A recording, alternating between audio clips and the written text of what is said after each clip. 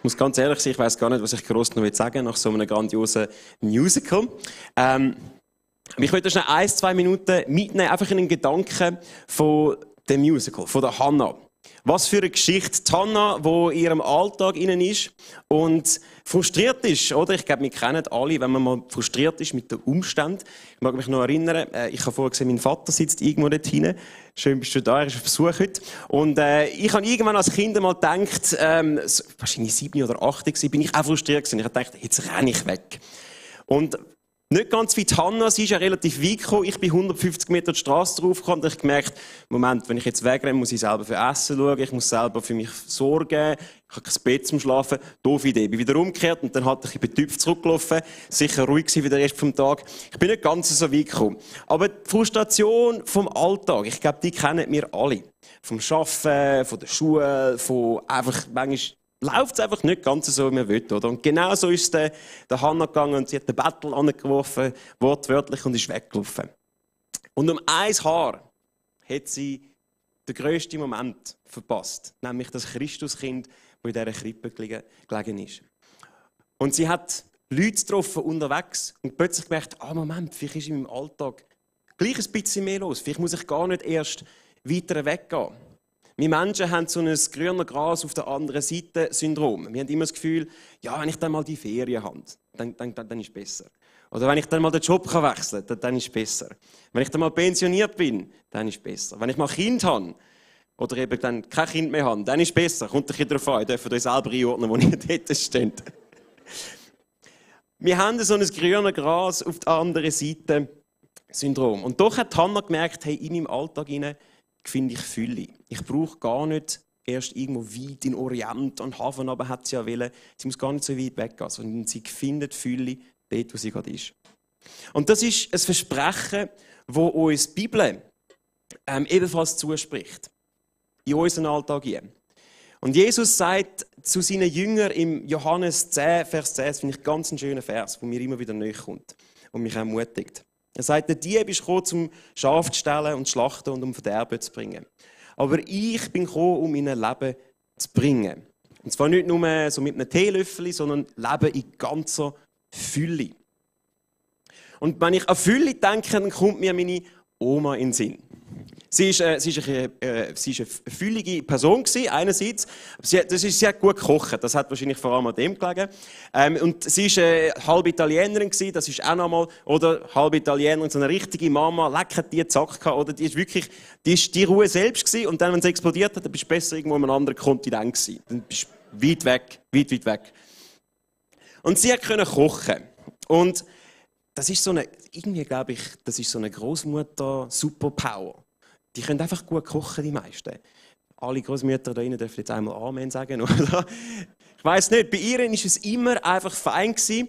Es war auch gratis gewesen, wenn ich nachher ein Student war oder in der Lehre, bin ich froh gewesen, jetzt mal zwischendurch ein gutes und ein günstiges Essen zu geben, wo nicht irgendwie einfach Spaghetti Bolognese war oder so Instant Noodles, was es bei uns oftmals gegeben hat, wenn ich das selber gekocht hätte.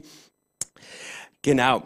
Und wir haben uns immer masslos überfressen, wenn wir bei ihr waren. Es ist egal, was es gegeben hat. Es konnte zum Morgen sein, es konnte zum Mittag sein, zur Nacht. Es hätte sogar einfach sein, dass wir auf den Tee oder Kaffee eingeladen waren. Sie hat irgendetwas backen auf die Beine gestellt, dass wir am Schluss nachher so richtig voll wieder gegangen sind.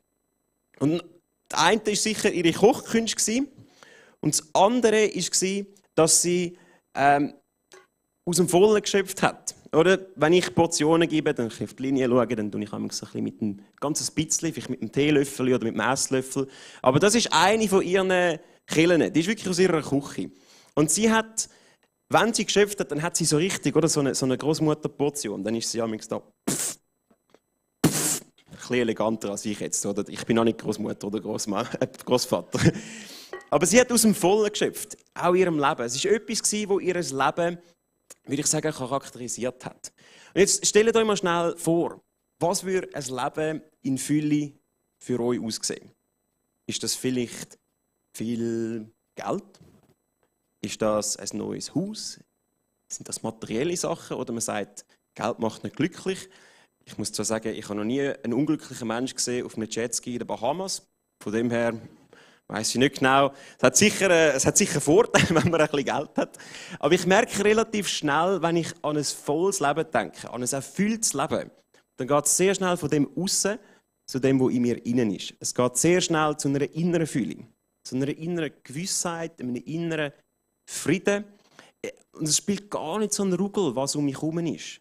Ob ich viel habe, ob ich wenig habe, ob es mir sonst gut geht, ob ich gesund bin oder nicht. Ich kann Fühlung finden in allem innen. Das ist irgend so ein Geschenk. Und ich glaube, das ist das Geschenk, das uns Jesus machen will und das er uns verspricht, dass wenn wir ihn suchen, dann gibt er uns wie eine Schöpfkelle in die Hand und sagt, hey, du kannst aus dem Vollen schöpfen. In deinem Alltag. Du musst nicht irgendwo noch dein Glück suchen, sondern du findest dein Glück bei mir. Und bei mir hat es Glück im Überfluss. Es hat Leben im Fülle oder sogar eben im Überfluss. Du musst nur kommen und nehmen.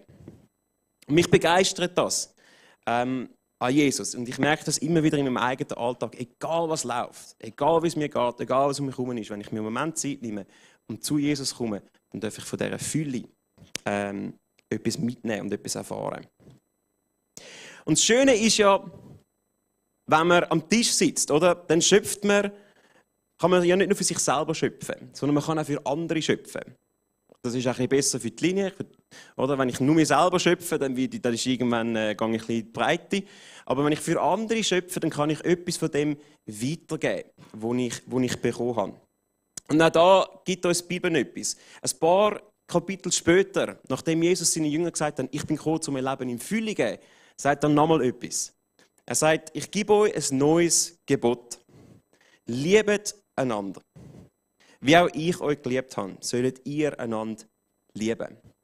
Und ich finde das so ein schönes Bild. Ich stelle mir den Tisch vor, wo Jesus kommt und sagt, du darfst aus dem Vollen schöpfen.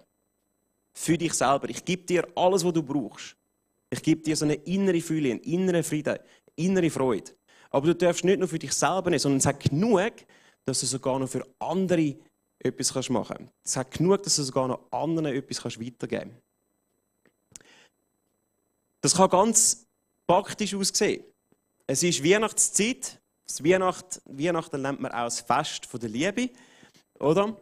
Und es ist aber auch eine Zeit, wo viele Menschen gestresst sind, wo unter Umständen viel Einsamkeit oder Hoffnungslosigkeit kann sein kann.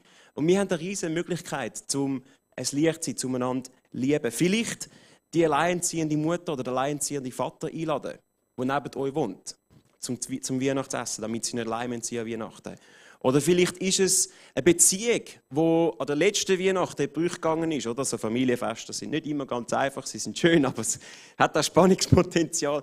Vielleicht ist es dort dran, jemandem zu vergeben, eine Beziehung wiederherzustellen, die Liebe, die uns Jesus immer wieder gibt, selber auch weiterzugeben.